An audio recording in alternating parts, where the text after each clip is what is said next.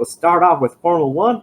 A lot of confusion about this race and what happened at Spa. What's your thoughts with how today's race was handled?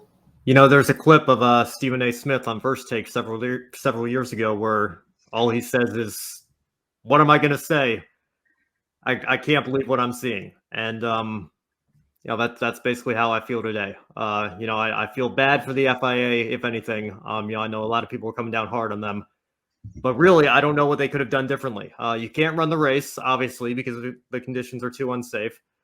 You can't postpone the race till Monday or Tuesday because of how much goes into putting on a Formula One Grand Prix weekend, and you have a race, to turn around in 5 days' time for Dutch Grand Prix. Imagine if that race was in, the United States or something. You'd have to travel across an entire ocean, so you can't set the precedent of postponing races, to Monday or to Tuesday, even if it's bad enough, because, I just don't think you can have different rules for races, in different countries or different parts of the world. That would overcomplicate things. And obviously, like I said, you can't run the race in the conditions that they're in. So what do you do? And ultimately they decided to do what they did today, which was get some parade laps in to have a classified race and call it at that. The only thing that I think maybe you could make an argument they could have done differently is just call it a non-championship race, on the fly, and decide not to award points so that it doesn't have an impact on the championship. Because obviously qualifying in Formula One is very important, but, I think none of the drivers yesterday were expecting that was going to be, with the exception of Sergio, who crashed on the parade lap coming out to the grid. That was going to be exactly where you finished. It's a very unfortunate situation. I feel so sorry for the fans that came out and paid a lot of money to come see a race and were treated to that. I don't want to compare it to the 2005 United States Grand Prix because I think that was one where the FIA actually did fumble the ball very badly, and that could have been prevented. There's nothing the FIA can do to control the weather. But you know how much of an uproar those fans were in on that day. At least they got to see a race. The race only had 6 cars, only 2 of which were competitive. But they still got more for their money than the fans did today. So those are the people that I feel most badly for. And I know Lewis said that they should get their money back. I hope something can be done to at least maybe give them a ticket exchange for next season or something. But it's just a very crappy situation. And, I think we have to consider how we can prevent this from happening again. But on the flip side, I don't know what the FIA really could have done differently today. I think they did everything in their power to try to get the race in. Ultimately, they couldn't do it. I hated so much of the fans, because they were out there in the pouring rain and the fog. And I know the FIA tried their hardest, to get it in. But if I'm a fan, I don't want my money back, and I would want it back as quick as I can. Like you were saying, Ben, I'm really upset for all of the fans who basically got to see nothing but cars right behind the safety car.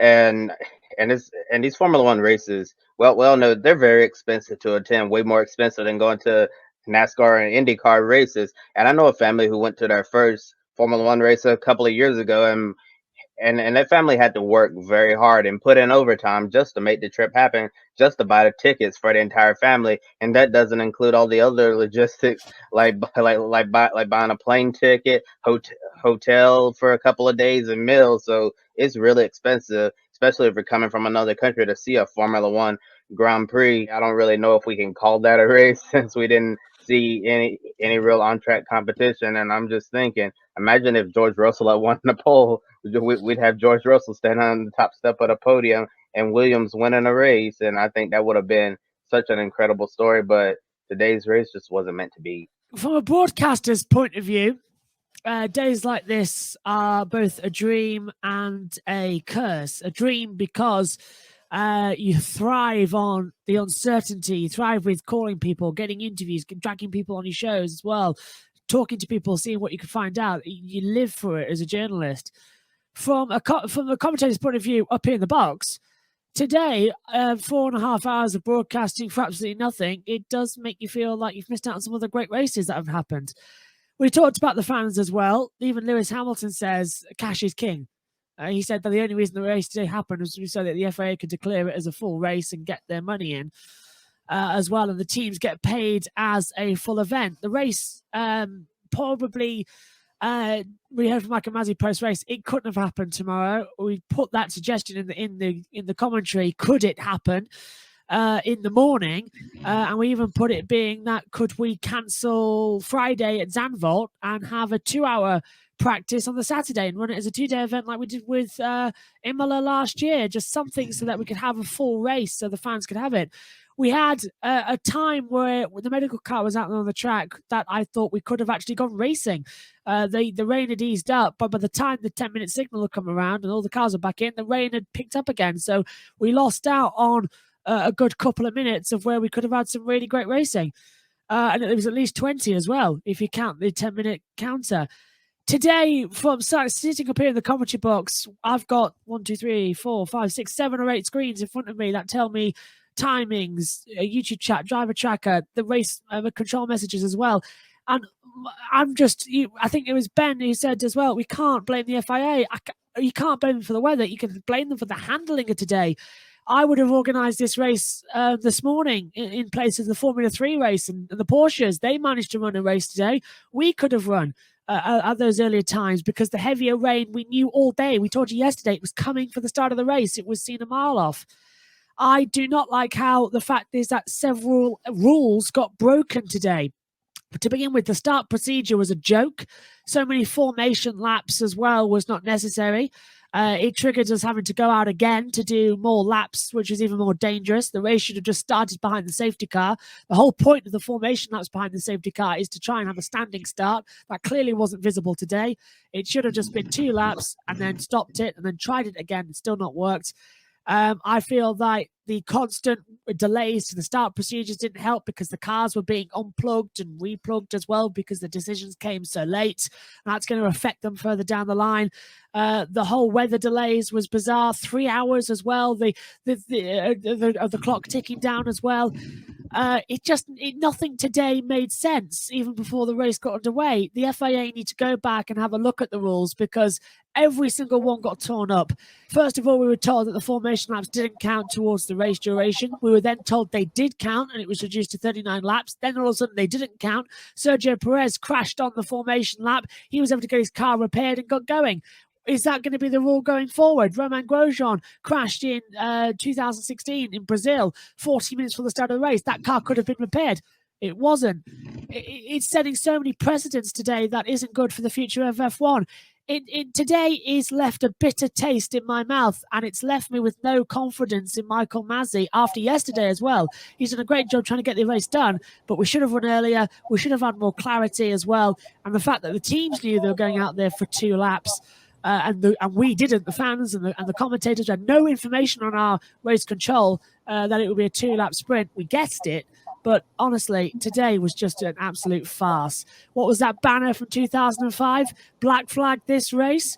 Yeah, this is a black day in Formula One's history. The inconsistency just not there to where I feel this race was handled at all correctly. It was just a big mess, and I think I agree with everyone that says, hey, there's just something beyond our circumstances. Now, of course, NASCAR, IndyCar, they have rules about Monday races, not so in Formula One.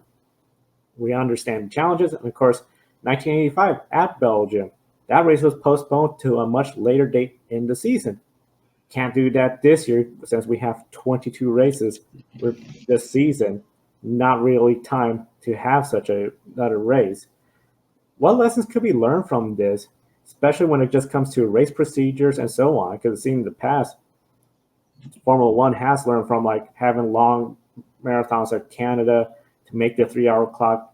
What are some of the rooms you see for improvement? Well, Josh, I think what you were saying there, I think the clarifications on the race procedures need to be made. I think in particular as well, Sergio Perez going off on the formation lap and then being allowed to repair his car.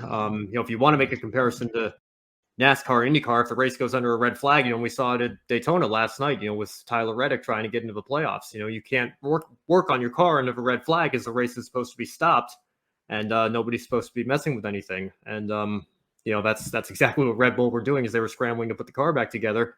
I guess ultimately it didn't mean that much anyway, since I guess he's going to be classified with a P20 finish. It's just 20th. Yeah, it's just it's a very bizarre confusing situation. I've seen a lot of people on Twitter say, you know, like, oh, the FIA should have had a contingency plan. Okay, you know, what would that contingency plan have been? You know, like I said, you can't race Monday, you know, because what kind of precedent does that set, and how does that mess up the logistics of everything? So what would you do instead? You know, marshals are volunteers. They have regular day jobs. Almost every one of them do. It's just, it's very complicated, and it's an awful situation. But like I said earlier, now I don't envy the position of the FIA at all, because, you know, I think, did they handle the situation perfectly? No, they didn't. But at the same time, I don't know that I could have done anything any better. You know, you obviously couldn't run the race.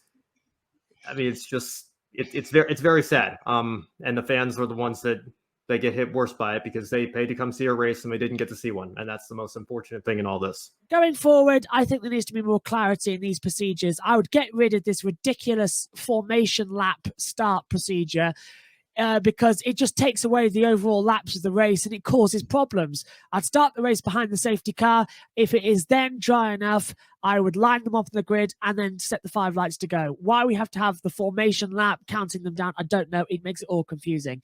So safety car starts, then if it's dry enough, a standing start. If it's not, rolling start. And either way, you've completed those crucial 2 laps behind the safety car to get the points as well.